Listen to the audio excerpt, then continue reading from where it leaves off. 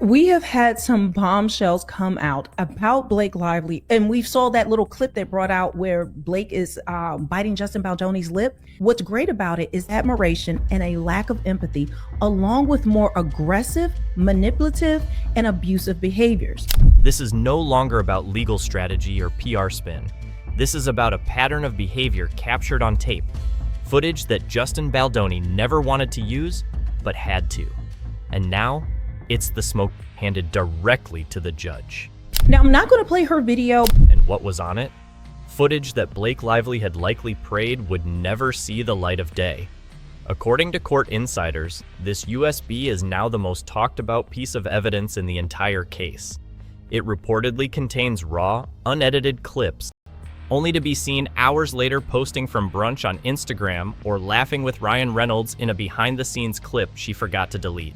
She also was rewriting the script over and over, trying to get her version in there, and she was insisting that they use her edits.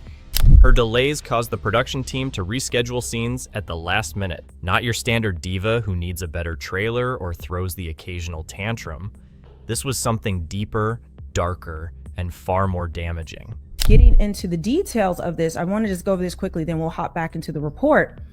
But it says arrogance and self-centeredness. They have an inflated sense of their own importance. Already flips the entire narrative upside down. And we saw that little clip that brought out where Blake is biting Justin Baldoni's lip. But it doesn't stop there. In the same footage, Blake is seen falling to her knees, sobbing and begging. What she's saying isn't entirely audible, but the body language is undeniable.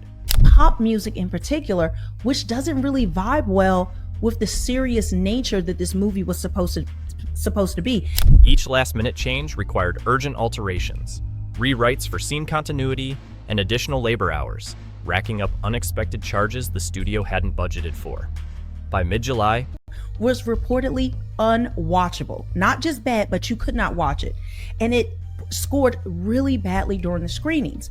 She insisted on something she personally brought from home, which clashed so badly with the scene that post-production later had to digitally alter her outfit in select shots just to maintain. We've had these reports, which Katie points out. We had this report back in August, I want to say. It was on Reddit, where a person who was I think their neighbor was on the set, was part of the production crew, and had told them some of these things about Blake previously. They had put this in a specifically described her as someone who manipulated, deceived, and dominated everyone in her orbit, often through subtle sabotage and psychological games.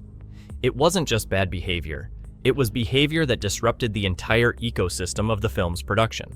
That Blake attempted to take creative control of the entire film. Included subject lines like, "Urgent, can't work with Blake another day," and "Need transfer, hostile set environment." Now, this source also claimed that Blake threatened to accuse Justin of sexual harassment and to go to the New York Times if Sony didn't grant her demands. We've heard about this. In one email